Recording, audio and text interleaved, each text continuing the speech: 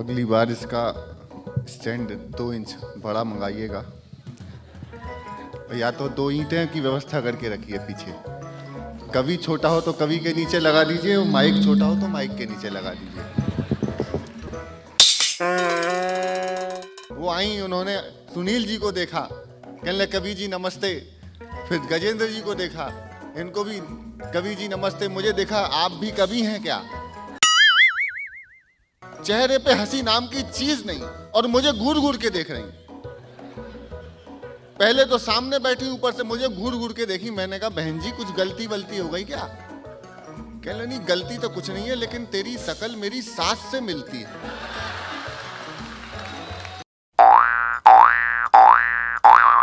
कहने लगा मैंने टीवी चालू किया योग सीखने के लिए, कुछ तनाव कम होगा। बाबा जी ने कहा सांस को कंट्रोल करो, सांस को खींचो।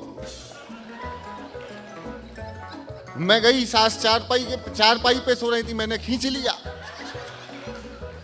फिर सांस ने मुझे खींचा। उधर बाबा बोल पड़े अब सांस को बाहर छोड़ो। मैंने सांस को बाहर छोड़ दिया।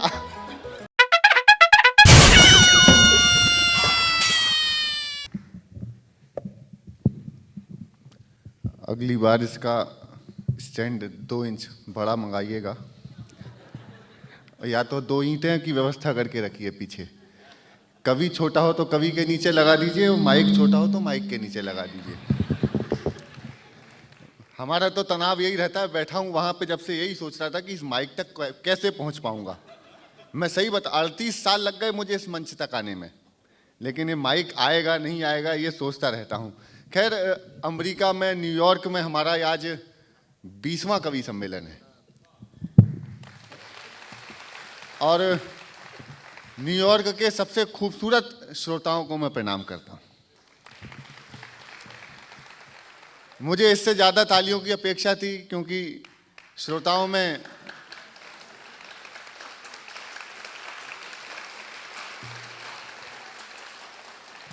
पुरुषों ने बेकार में ताली बजा दी, मैंने खूबसूरत शब्द महिलाओं के लिए इस्तेमाल किया था। ये आदरणीय सुनील जोगी जी बैठे हैं, मैं उन्हें विशेष प्रणाम करता हूं। गजेंद्र जी हमारे बहुत सीनियर मोस्ट कवि हैं, पुरस्कार पद्मश्री सुनील जी को दिया गया है। मैं चाहता हूं एक बार उनका सम्मान कीजिए। बड़ी हस्ती हमारे बीच में बैठी है, हमारा सौभाग्य है। आपके चेहरों पर हंसी देखना चाहते हैं थोड़ी देर। हम तो जब बैक स्टेज थे तो 2 महिलाएं थीं, शायद एक एकता जी थीं और एक अनीता जी थीं। वो आई, उन्होंने सुनील जी को देखा, कहने लगे कवि जी नमस्ते। फिर गजेंद्र जी को देखा, इनको भी कवि जी नमस्ते। मुझे देखा, आप भी कवि हैं क्या? मैं कसम खा के कहता हूं, महिलाओं ने मेरा कॉन्फिडेंस हिलाने का पूरा इंतजाम कर दिया। मैं उनको विशेष प्रणाम करता हूं। एकता जी, शायद मुझे लगता है कि आप एकता कपूर के सीरियलों से ज़्यादा प्रभावित हैं। एकता कपूर ने घर घर की एकता कपूर की तरह उड़ा दी। बड़ी विशेष ऑडियंस है। मैं तो कल भी एक कवि सम्मेलन में था, बहुत सारे श्रोताओं ने खूब हंसा, खूब मन से सुना। एक महिला सामने बैठी हुई, बिल्कुल उनके मुंह पे हंसी नहीं। आपके आसपास भी देखिए, शायद कोई हो, चेहरे पे हंसी नाम की चीज नहीं, और मुझे घूर घूर के देख रही। पहले तो सामने बैठी, ऊपर से मुझे घूर घूर के देखी। मैंने कहा बहन जी कुछ गलती वलती हो गई क्या?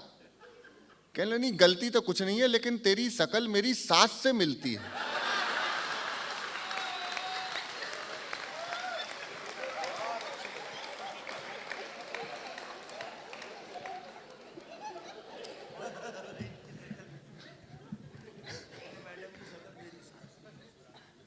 सुनील जी कह रही हैं कि सारा जी की शकल उनकी सास से मिलती है।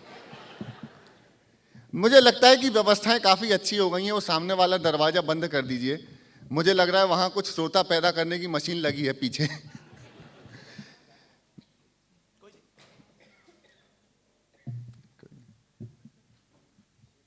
नहीं, इस समय टॉक टाइम मेरा चल रहा है ना। कहीं नहीं। मैंने कहा जी आपकी सास की शक्ल मुझसे मिलती है, तो मेरे को आप क्यों घूर घूर के देख रही हैं? तनाव को दूर कीजिए। सुबह स्वामी रामदेव जी का योग का कार्यक्रम आता है टेलीविजन पे, देखिए। कह ला उनके चक्कर में ही तो झगड़ा हो गया। मैंने क्या झगड़ा हो गया? कहने लगा मैंने टीवी चालू किया योग सीखने के लिए, कुछ तनाव कम होगा। बाबा जी ने कहा सांस को कंट्रोल करो।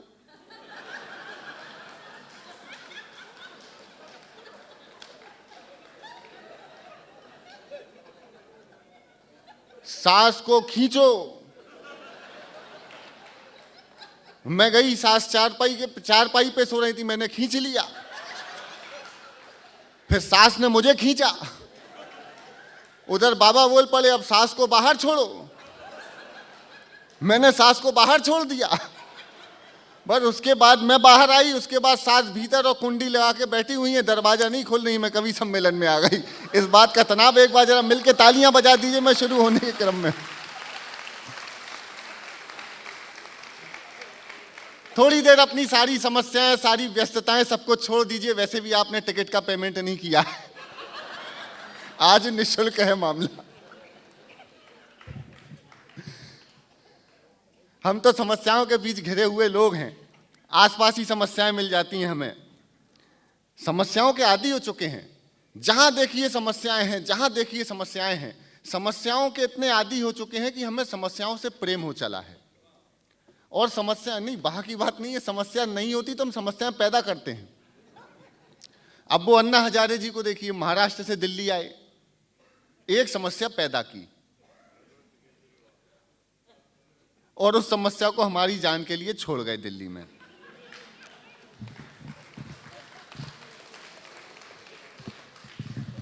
हमने उस समस्या का सम्मान किया, बाकायदा मुख्यमंत्री बनाया।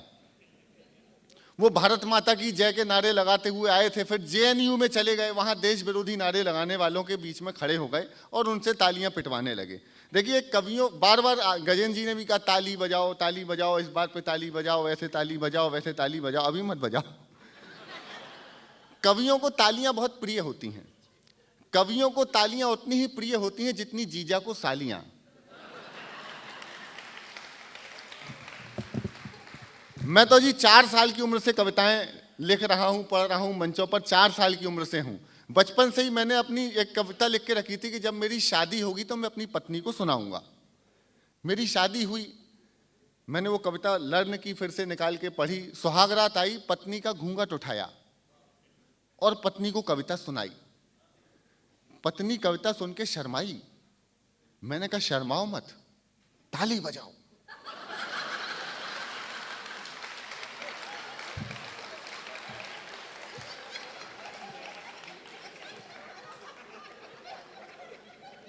मेरा नाम सुदीप है। उस रात उन्होंने कहा कि तुम वाकई बड़े भोले आदमी हो। मैंने तब से अपना नाम सुदीप भोला रख लिया। ये मेरे नाम के पीछे की कहानी आपको बताना चाहता हूँ। अन्ना जी को गया मैं महाराष्ट्र में, मैंने कहा अन्ना जी वो समस्याएं आप हमारी जान के लिए छोड़ आए हो, रोज नए नए सिगुफे छोड़ते हैं। एक बड़ा सा विज्ञापन लगा रखा है दिल्ली के अंदर, हर सड़क के किनारे, डेंगू का मच्छर साफ पानी में भी पनप सकता है, और नीचे अपना फोटो।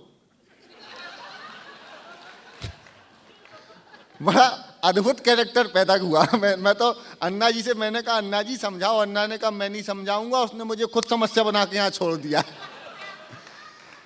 मैं गा करके बातें करता हूँ, मैं शुरू होना चाहता हूँ। सुनिएगा, पहली पंक्ति से उठाइएगा। जितने उत्साह उमंग से आप सुनेंगे उससे दुगना तिगुना मैं उत्साह अपना आपके समक्ष रखूंगा। सुन लीजिएगा, पहली पंक्ति से उठाइएगा, बात आपकी समझ तक आएगी। बहुत ज्यादा दिमाग लगाने की जरूरत नहीं है क्योंकि लिखने में मैंने नहीं लगाया।